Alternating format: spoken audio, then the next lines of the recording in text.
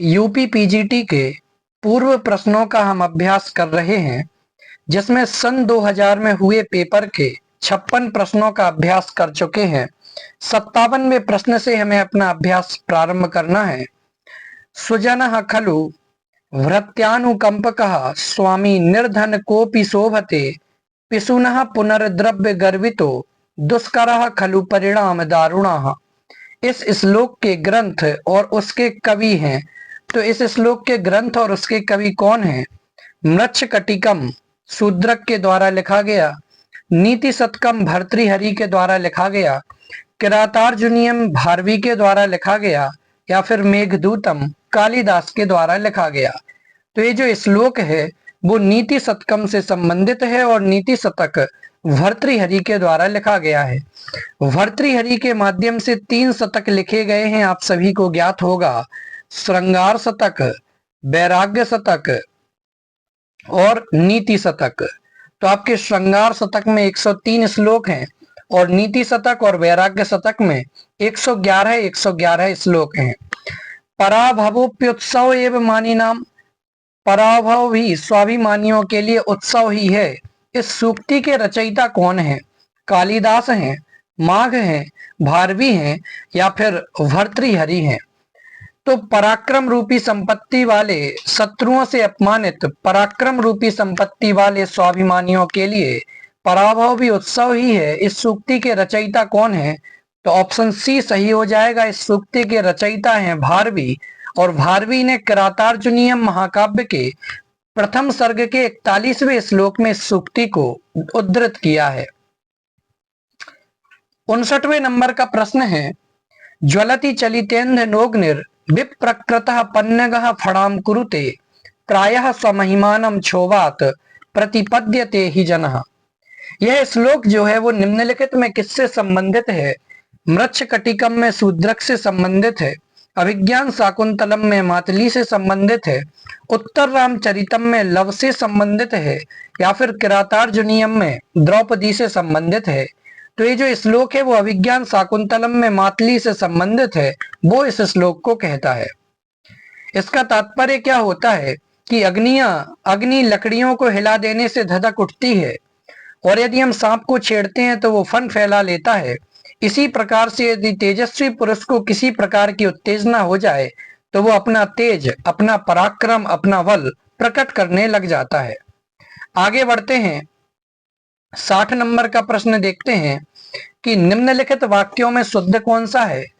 त्वया सह अहम चित्रम द्रक्ष्यामि, तव सह अहम चित्रम द्रक्ष्यामि, त्वया सह अहम चित्रम द्रक्ष्यामि और त्वया सह अहम चित्रम द्रक्ष्यामि। बोलिए, तो कौन सा वाक्य शुद्ध है? तो देखिए, इसमें एक सूत्र लगा है सह युक्ते अप्रधाने, कि सह के योग में अप्रधान कारक में तृतीया विभक्ति होती है। तो यहाँ पर पहले आप देखेंगे त्वया और सह में विभक्ति तो सही है, लेकिन अहम के साथ द्रक्ष्यामि नहीं आएगा, द्रक्ष्यामि होता है, इसलिए गलत हो जाएगा। यहाँ पर षष्ठी विभक्ति आ गई, इसलिए सब गलत हो गया, क्योंकि तृतीया विभक्ति होनी चाहिए। त्वया सही है, सह सही है, अहम के साथ द्रक्ष्यामि सही है। यहाँ पर त्वया सह का प्रयोग नहीं है, तो तृतीया विभक्ति कैसे होगी? इसलिए यदि देखा जाए तो त्वया सह अहम चित्रम द्रक्ष्यामि, ये आपका एकदम सही हो जाएगा, ऑप्शन नंबर सी। व्याख्या आप देख लीजिए कि त्वया सह अहम चित्रम द्रक्ष्यामि वाक्य शुद्ध है। सहयुक्ते अप्रधाने अर्थात साथ में अर्थ रखने वाले सह, साखम, सार्धम, समम इन शब्दों के योग में तृतीया विभक्ति हो जाती है।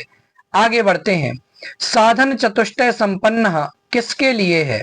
साधन चतुष्टय से संपन्न ये जो है ये प्रयोग किसके लिए किया गया है?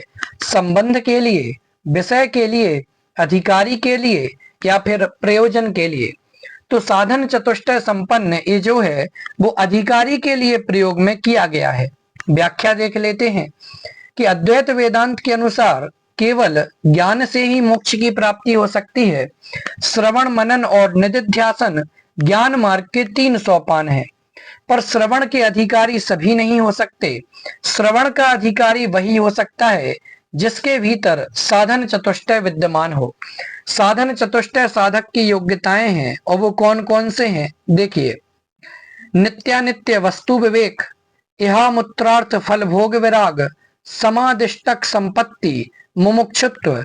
अतः साधन चतुष्टय संपन्न जो है वो अधिकारी के लिए प्रयुक्त हुआ है। 62वां प्रश्न है, बहुत सरल प्रश्न है कि श्रीमद् भगवत गीता में कितने अध्याय हैं। तो आप सभी को पता है कि श्रीमद् भगवत गीता में 18 अध्याय हैं। आगे बढ़ते हैं, 63 नंबर का प्रश्न देखते हैं कि गीता का कर्म सिद्धांत क्या है। कर्म त्याग, अशुभ कर्म त्याग, अनासक्त कर्म या फिर साकांक्ष कर्म। तो गीता का कर्म सिद्धांत क्या है कि भैया अनासक्त कर्म, उसमें लिप्त हुए बिना कर्म को करो। कर्म करते समय किसी भी प्रकार के फल की आकांक्षा मत करो। अनासक्त कर्म इसका उद्देश्य है, कर्म सिद्धांत है। आगे बढ़ते हैं, 64वें नंबर का प्रश्न, तददोषौ शब्दार्थौ सगुणाओ न अलंकृति पुनः क्वापि, लक्षण किसका है। अलंकार का है, गुण का है, काव्य का है या फिर दोष का है।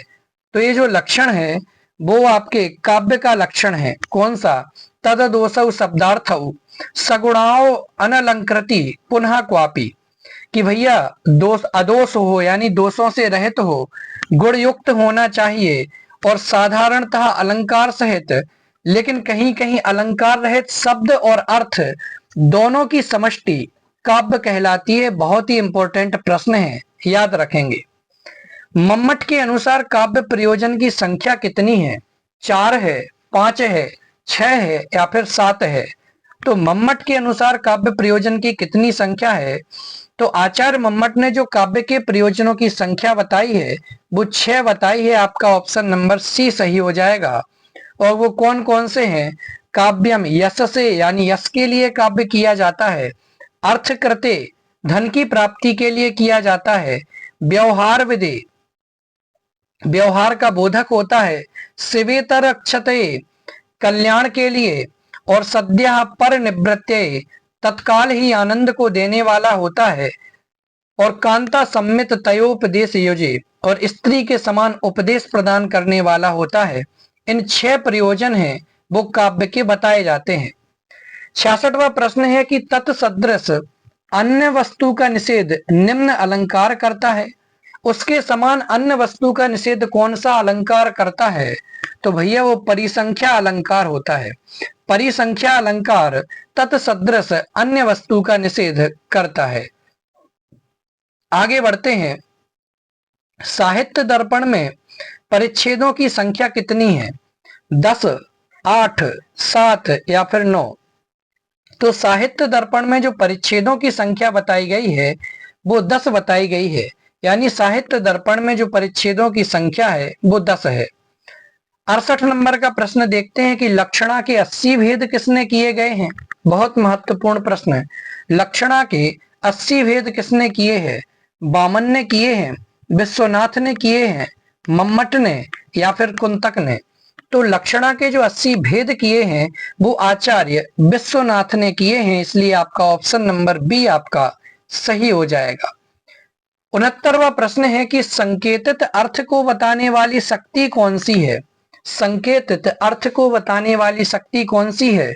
अभिधा, लक्षणा, व्यंजना या फिर तात्पर्य। तो संकेतित अर्थ को बताने वाली जो शक्ति है वो कौन सी है। तो संकेतित अर्थ को बताने वाली शक्ति अभिधा है। 70वां प्रश्न देखते हैं कि उत्पत्तिवाद के प्रतिपादक कौन है। उत्पत्तिवाद के प्रतिपादक कौन है। ऑप्शन ए भट्टलोल्लट, शंकुक, भट्टनायक या फिर अभिनवगुप्त। तो उत्पत्तिवाद के प्रतिपादक कौन है। तो भट्टलोल्लट जो हैं वो उत्पत्तिवाद के प्रतिपादक हैं, याद रखेंगे आप। आगे बढ़ते हैं 71 नंबर के प्रश्न की तरफ। शुद्ध वाक्य है। शुद्ध वाक्य कौन सा है। नमस्कृत्वा हरिम गच्छति, नमस्कृत्य हरये गच्छति, नमस्कृत्य हरिम गच्छति या फिर नमस्कृत्वा हरये गच्छति। बोलिए तो शुद्ध वाक्य कौन सा है।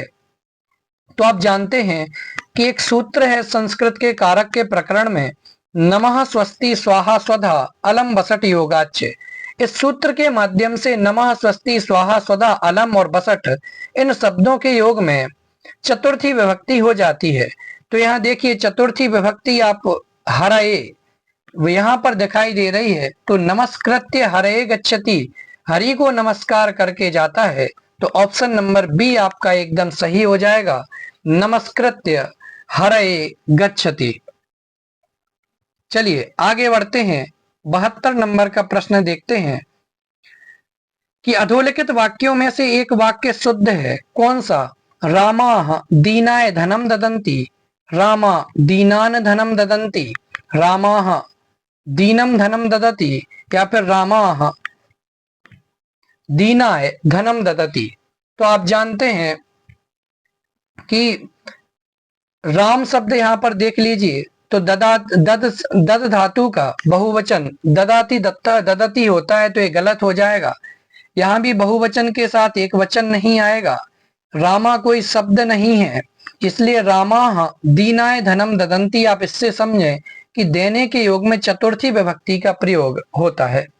चलिए आगे बढ़ते हैं, 73 नंबर का प्रश्न है कि 17वां स्वर्गम अगच्छन वाक्य का ऋजंत रूप होगा।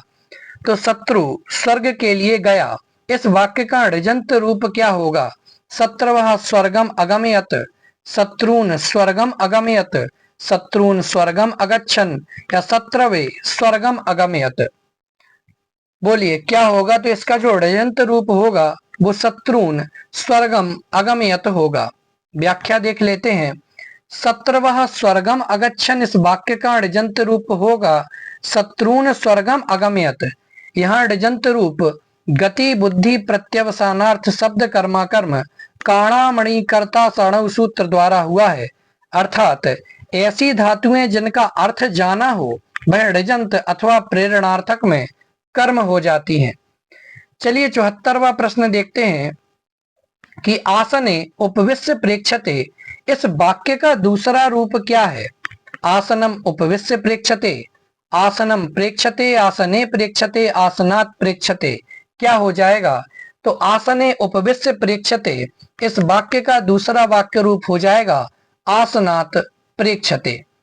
75वां प्रश्न है कि रामेण वाणेन हतो वाली इस वाक्य का कर्तृवाच्य में रूप क्या होगा? रामेण बाणेन हतो वाली इस वाक्य का कर्तृवाच्य में रूप क्या होगा? रामः बाणेन बालीम हतवान, रामेण बाणेन बालीम हतः, रामः बाणेन बाली हतवान, रामेण बाणेन बालिम हतवान। तो कर्तृवाच्य में बनाना है, यानी कर्ता में प्रथमा विभक्ति, तो बी में आपका गलत हो जाएगा, डी भी आपका गलत हो जाएगा क्योंकि कर्ता में तृतीया विभक्ति यहाँ दिख रही है। अब बचे आपके पास दो ऑप्शन, तो आपका ऑप्शन नंबर सी होगा क्योंकि बालीम यहाँ पर नहीं आएगा, रामः बाणेन वाली हतवान। व्याख्या रामेण वाणेन हतो वाली इस वाक्य का कर्तृवाच्य रूप रामः बाणेन वाली हतवान होगा। कर्तृवाच्य के कर्ता में प्रथमा और कर्म यदि हो में द्वितीया होती है तथा क्रिया के पुरुष और वचन कर्ता के अनुसार होते हैं। इस प्रकार अभी 75 प्रश्न तक आज हमने 15 प्रश्नों का अभ्यास किया, जो कि बहुत कम है, माने 20 प्रश्न लगभग हमने अभ्यास किए, बहुत कम है। लेकिन कल इस प्रश्न के 76 से लेकर के 100 नंबर के प्रश्नों का अभ्यास करके सन 2000 के पेपर को अपन यहाँ से खत्म करेंगे। धन्यवाद।